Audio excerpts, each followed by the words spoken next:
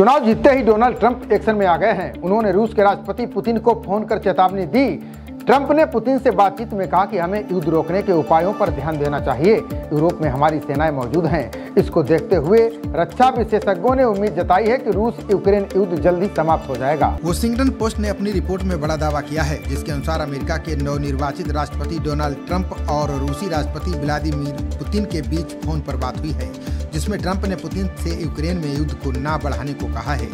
Donald Trump के राष्ट्रपति चुनाव जीतने के बाद से दोनों के बीच ये पहली फोन वार्ता थी। रिपोर्ट में बताया गया है कि ये बात ट्रंप ने फ्लोरिडा में अपने मार-ए-लागो रिजॉर्ट से की थी। इसके अलावा रूस को यूरोप में अमेरिका की मजबूत सैन्य उपस्थिति होने की चेतावनी भी दी।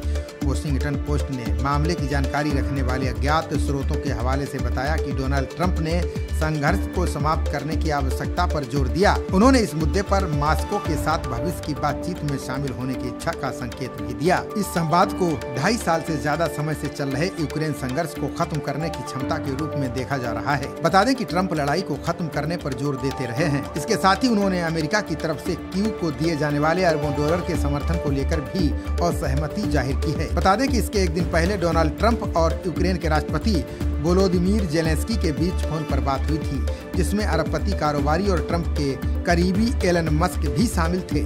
जेलेंस्की ने बातचीत को शानदार बताया।